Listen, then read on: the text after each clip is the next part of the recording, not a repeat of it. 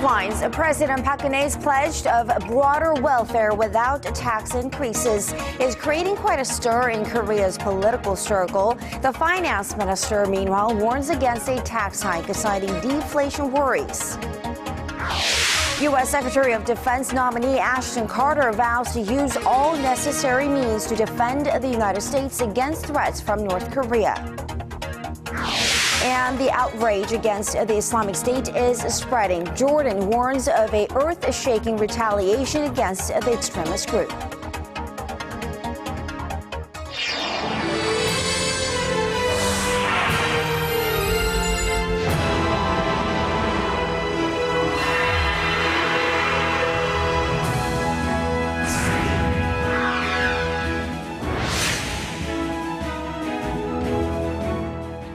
Welcome to the broadcast. You're watching Primetime News live from Seoul. I'm Sean Lim. And I'm Kang Tae-ri. Thank you very much for joining us tonight. We begin our newscast with a political hot potato: welfare versus taxes. The ruling and opposition parties continue to have a heated debate over how to pay for the country's welfare programs. One side says fix the tax system, while the other side says make the welfare system fit the current amount of tax revenue. Our Lee Ji-yoon has more on the political friction. More welfare without tax hikes. A promise that once sounded too good to be true is now stirring up debate between the two rival parties. When President Park Geun-hye took office, she promised to expand welfare without increasing taxes by cutting down on unnecessary projects and plugging tax loopholes. However, the recent hike in cigarette prices and revised income tax codes resulted in public criticism that such policies were hurting ordinary salaried workers. Both parties agree that providing more welfare without increasing taxes just won't work, but the two differ on how to fix the problem. The ruling Saenuri Party is calling for a new welfare system that works for Korea. The ruling party's chief policymaker Won Yu-chul says the government needs to reconsider the provision of free school lunches and free childcare programs. He also said instead of increasing taxes, the government should try to provide necessary welfare according to the tax it collects. The party's new floor leader, Yoo Seung-min, however, says increasing taxes is not out of the picture yet, and the party should discuss ways to provide at least some free welfare programs. The main opposition New Politics Alliance for Democracy thinks the problem lies with the tax system itself, not on expanded welfare.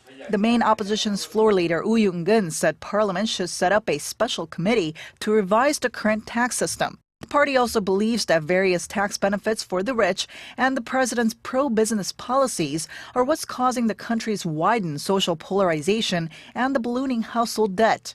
With a little more than a year left until the general elections, the two rival camps are under pressure to find a way to appease an angry public that's criticizing the government for squeezing money out of average wage earners. Lee Ji-yoon, Arirang News. Now, with all of the debate about welfare versus taxes, a new report from the OECD may help put things into perspective. Latest data shows that Korea's spending on welfare relative to its GDP is at the bottom of the countries surveyed. Our Song Ji-sun has this report. Korea's welfare spending is the lowest in the OECD. The country ranks dead last at 28th out of the 28 OECD countries surveyed last year. The index presents welfare spending as a percentage of GDP, taking into account spending on taxes, pensions, and health and social insurance. Korea's welfare spending was just over 10% of GDP in 2014, less than half of the OECD average. That's just a third of the spending of European countries that topped the list. 6 OECD member nations without 2014 data were excluded from the analysis. Separate data from 2013 shows that the tax burden on Koreans was 24% of GDP, which is also well below the OECD average and just around half that of major European countries. Korea's social welfare spending has hovered at the bottom of the OECD for the past 2 decades. The reports indicate that Koreans are paying less for social welfare and are thus receiving fewer welfare benefits than the countries surveyed. Economists say that Koreans need to pay more taxes to ensure they have a strong social safety net, especially with the combination of slowing growth, a low birth rate, and a rapidly aging population that is sure to lean on the welfare system as they grow older. Song Ji-sun, Arirang News. And as the debate over more welfare without a tax hike continues to flare, Korea's finance minister looks to be standing firm against raising taxes. He says it will fuel deflationary concerns for the Korean economy. Our Hwang Ji has the details. Now is not the time to talk about a tax hike. That's what Korean Finance Minister Choi Kyung-hwan said on Thursday at the National Assembly. He said raising taxes will lead to shrinking domestic demand under the current economic conditions, stoking concerns over deflation risks. Choi added, however, that if a tax increase was to happen, it could only be through public consensus. The minister is sticking with President Park Geun-hye's campaign pledge to provide more welfare while keeping tax revenues fixed. And to do so, the government pledged Thursday to make its financial structure more efficient by cutting out overlapping welfare programs and raising transparency in local finances. The finance ministry said it will first merge or discard 600 redundant welfare programs. The move to streamline finances looks inevitable as Korea is expected to post a tax deficit for the fourth straight year in 2015. This amid calls for broader welfare in a country that has one of the fastest aging population with low birth rates. The finance ministry estimates last year's revenue shortfall will stand at over 11 trillion won or roughly $10 billion US dollars. Hwang Ji, Arirang News. The economic slowdown in Europe is taking a toll on Korea's trade balance with the Eurozone. Shortly after its free trade pact with the EU went into effect in 2011, Korea swung from a surplus to a deficit. Our Shin Se-min takes a closer look. A $10.2 billion US dollar deficit. That's how much Korea was down from trading with EU nations last year. Korea's exports, the world's single largest economic bloc, reached over $50 billion, while its imports topped $60 billion. The deficit trend began after the Korea-EU Free Trade Pact took effect in 2011. The following year, Korea suffered the first deficit in 15 years in its trade with Europe, with a shortfall of $970 million. And it rose to $7.3 billion in 2013. The reversal in trend is attributed to the fragile European economy. The situation is so desperate that the European Central Bank recently decided to pump $68 billion US dollars every month into the economy to prevent it from completely grinding to a halt. On the plus side, lower tariffs meant a surge in European exports to Korea. Sales of German cars, for example, jumped nearly 30% last year alone. Imports of German cars, European furniture, and medicine soared, and with the recent sanctions against Iran, many Korean importers turned to EU for crude oil.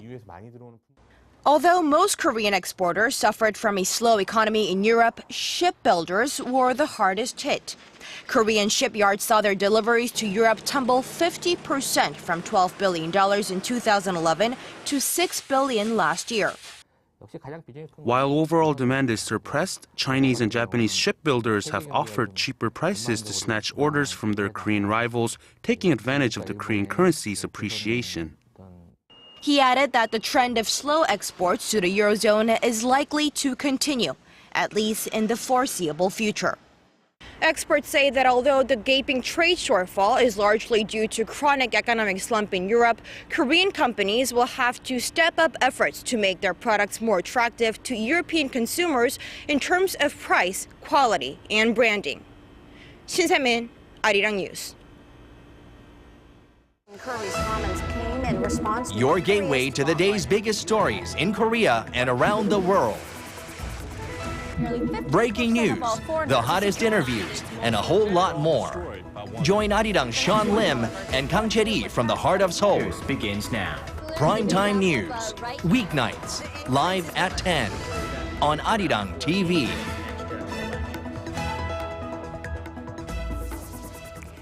President Park Geun-hye says North Korea is capable of causing disruption and manipulating public opinion in South Korea.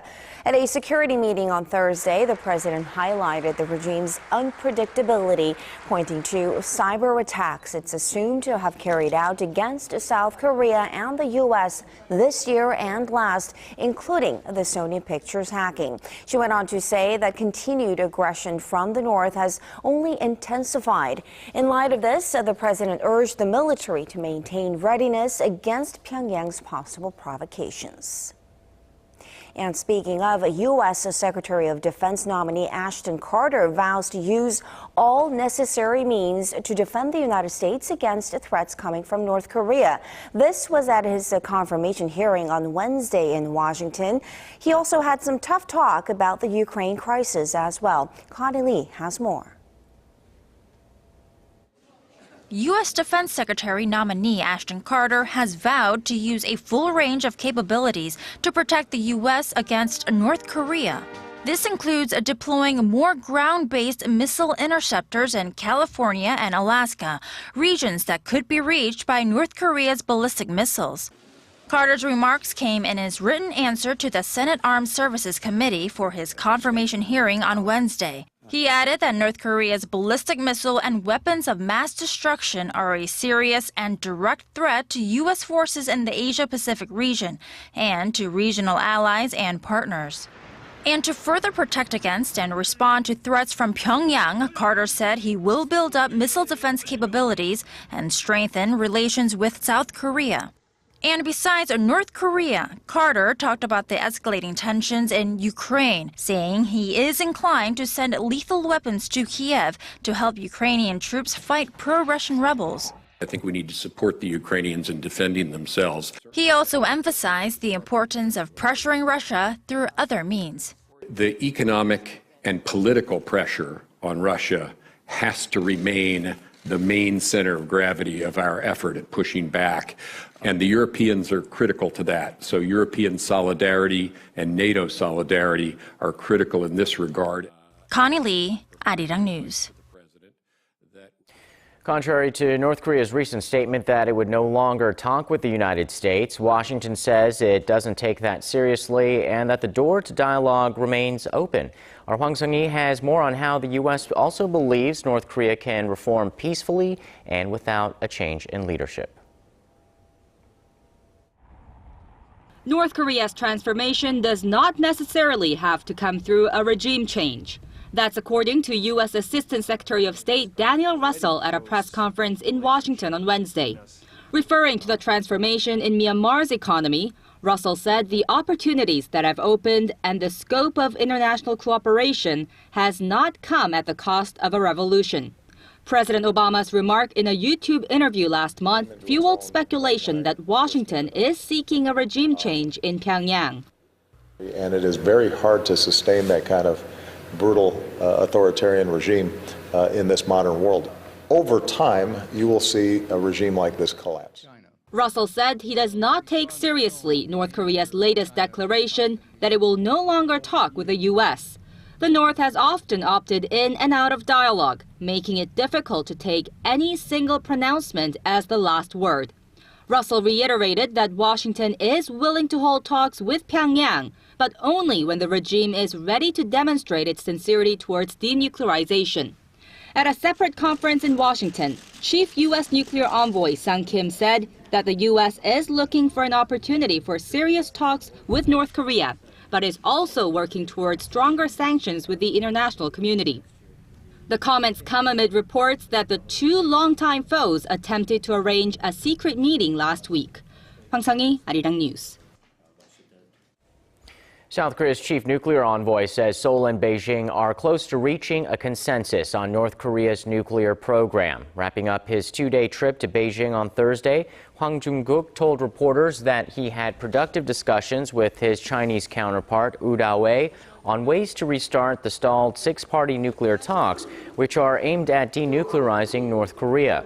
Without going into detail, Hwang explained the two sides agreed to work together to prevent North Korea from engaging in, quote, bad behaviors such as nuclear tests.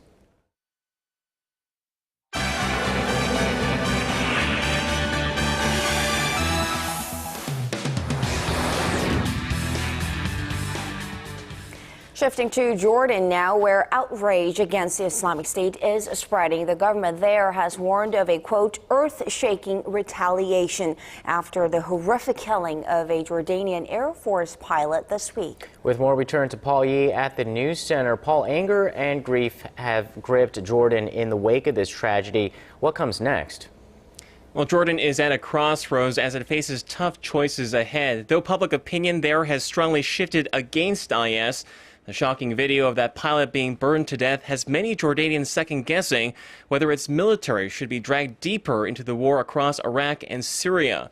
However, Kim Abdullah of Jordan has vowed to push ahead and also promising to hit the militants at the very heart of their strongholds. Our Kim Min-ji has more. The brutal execution of a Jordanian pilot has united the Middle East in anger and condemnation. Some Muslim clerics, even those with close ties to jihadists, called the murder despicable. Other prominent religious figures demanded that the extremists be put to death, crucified, or have their arms and legs cut off.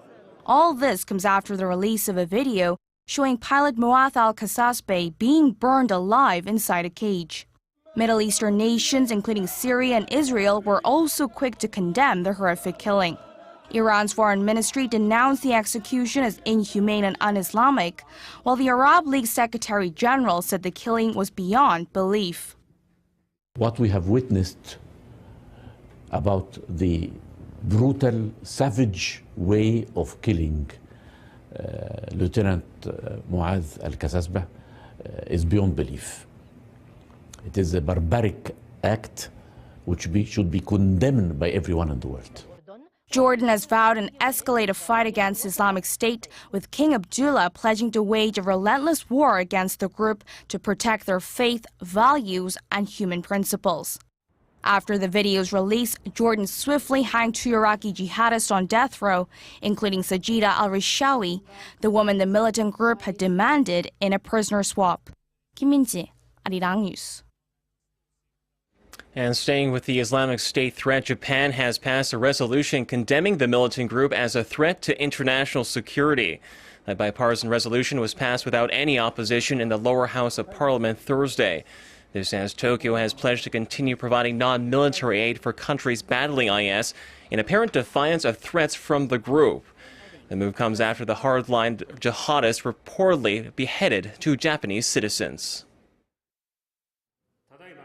In regards to the resolution that was just passed and taking into account the meaning of the act itself, the government will take all possible actions to ensure the safety of Japanese citizens both at home and abroad.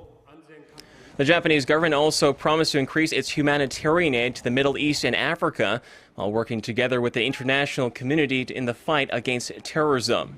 Local media say the resolution is expected to gain final approval from the upper house on Friday.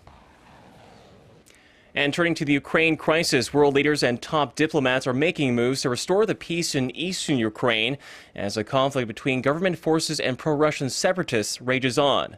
U.S. Secretary of State John Kerry arrived in Kiev on Thursday for meetings with Ukrainian officials.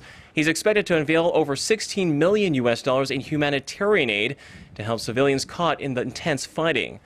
Meanwhile, French President François Hollande announced that he will launch a new peace plan with his German counterpart Angela Merkel in a bid to end the violence. We will make a new proposal to solve the conflict. It will be based on Ukraine's territorial integrity. It won't be said that France and Germany together haven't tried everything, undertaken everything to preserve peace. The German chancellor and the French leader are due to meet with Ukrainian President Petro Poroshenko in Kiev on this Thursday. They will then head to Moscow on Friday to engage in high-level talks with Russian President Vladimir Putin. And finally, the European Central Bank is playing hardball with Athens ahead of a looming deadline with its creditors. The central bank abruptly announced plans to cancel Greece's access to its direct liquidity lines. The move kicks in next Wednesday. Bottom line is going to force the new anti-austerity government to turn to its own banks for much-needed funds at higher interest rates. This as Greece needs to come up with 10 billion euros for its next EU debt payment by the end of this month. The decision comes after a group of central bank chiefs met in Frankfurt Citing concerns over Greece's ability to make good on its bailout commitments, the central bank disqualified Greek government bonds from being used as collateral. It's simply like having someone on life support. As soon as that life support in terms of the short-term financing offered by the ECB is withdrawn, Greek banks just basically fail. Hours earlier, Greece's finance minister Yanis Varoufakis emerged from a meeting with ECB President Mario Draghi, saying an excellent line of communication was forged. The new Greek minister has been trying to renegotiate his country's mounting financial liabilities as it seeks to resolve its long-term debt crisis. And that wraps up our look at international stories for now. I'll see you back here tomorrow night.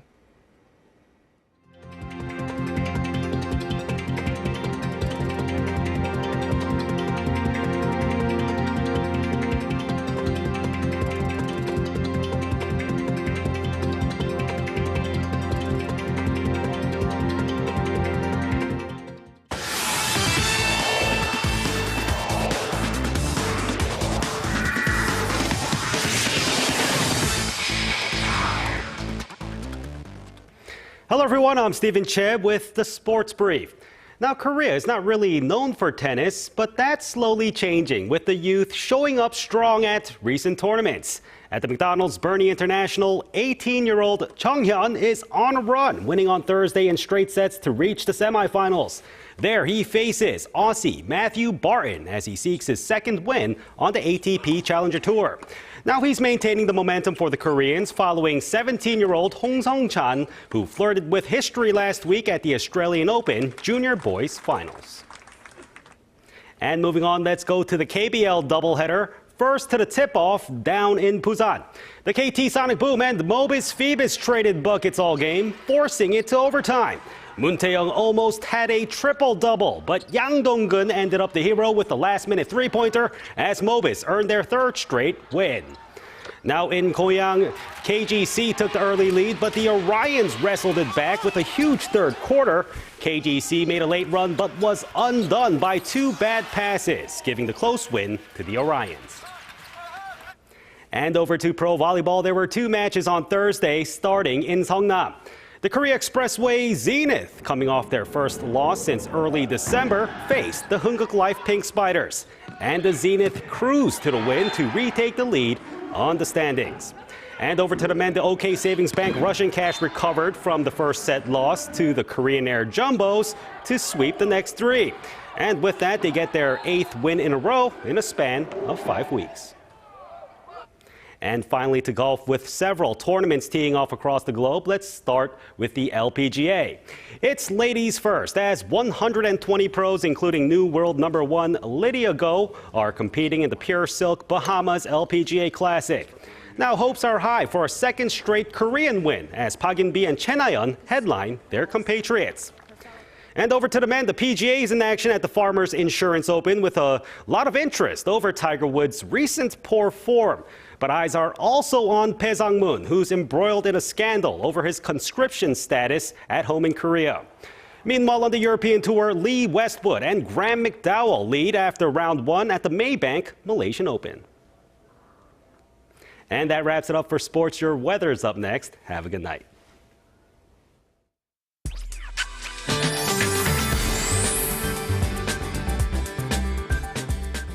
Hello and welcome. I'm Kim Bo-kyung with your weather forecast. Earlier today, air quality warnings were issued due to high levels of microdust particles. Now, it has been lifted as of 4 p.m., but higher than normal levels continue to linger in some areas. Although conditions should mostly move out overnight, dust particles could continue to stick around in the capital areas through tomorrow afternoon. And currently, it's mostly clear skies nationwide, but snow is falling in parts of Gangwon-do province from time to time. And as for tomorrow, cold air sweeping in overnight from the north will cause wind chills to set in, pulling down the morning low. But do expect the mercury to bounce back to seasonal averages by the afternoon, so do keep in mind the big gap in numbers from day to night. Looking ahead, bright, clear skies and moderate conditions are in store through Saturday, while a cold snap is in store on Sunday and Monday, and there is a chance of showers next Wednesday. On to Friday's readings. Seoul reaches a high of 6, Daegu and Gwangju hit 8, Busan makes it to 9. Meanwhile, Jeju hits a high of 9, Dokdo hits 6, Mount Kumgang dips to -2. That's all I have for you now, and here's a look at the international weather.